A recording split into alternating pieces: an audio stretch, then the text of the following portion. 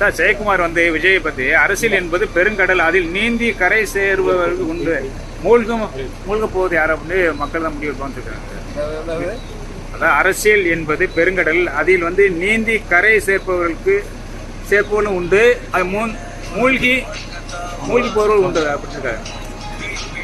விஜய் வந்து நடிகருக்கு விஜய் வந்து விமர்சனம் செஞ்சிருக்காரு. விஜய் அவர் சொன்னார், எனது ஆழ்ந்த வேட்கை, நான் பொழுதுபோக்கா வரலன்னு. அது வந்து நம்மலாம் ஒரு நம்ம துறைக்கு, அரசியல் துறைக்கு, சினிமா துறையிலேருந்து அவர் வர்றதை எல்லாம் வரவேற்கிறோம். அதற்கப்புறம் ஒரு வெற்றி தோல்விங்கிறது அது மக்கள் முடிவு செய்வாங்க. அது ஜெயக்குமார் முடிவு செய்கிற விஷயம் இல்லை. அதுதான் உண்மை. முதுகுளத்தூர் பகுதியில் வந்து மழை வெள்ளத்தால் வந்து விவசாய நிலங்கள் அதிக அளவில் பாதிக்கப்பட்டிருக்கு.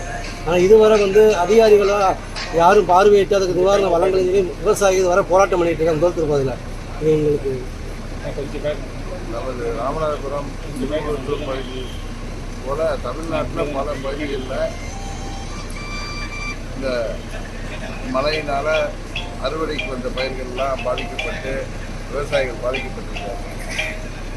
அரசாங்கம் அதிகாரிகள் மூலம் உரிய முறையில் அதை கணக்கெடுத்து அவர்களுக்கு உரிய நிவாரணம் வழங்க வேண்டும் என்பது அம்மா மக்கள் முன்னேற்ற.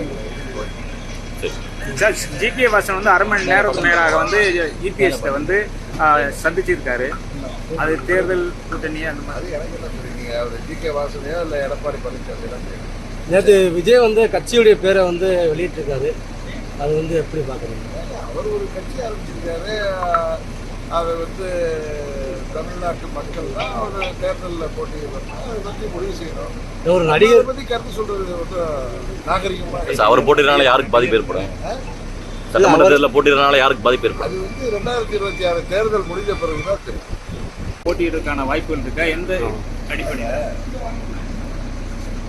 கீழத்தூரில் கலைக்குடியை இருக்கு. குக்கர் சின்னத்தில் எங்க சின்ன குக்கர் சின்ன அதில் வாக்களிக்கலாம். தேர்தல் கூட்டணி என்பது வேற, ஒரு கட்சி கொடி ஏற்றுறப்ப எங்க சின்னத்துக்கு வாக்களிங்கன்னு சொல்றது வேற. ரெண்டையும் நீங்க போட்டு கட்சி சாய்க்கிறீங்கன்னு. சட்டமன்ற தேர்தலில் வந்து போன வட்டம் வந்து நீங்கள் நிற்கிறதா ஒரு தகவல் சொன்னாங்க. ஆனால் நீ நிற்கலை.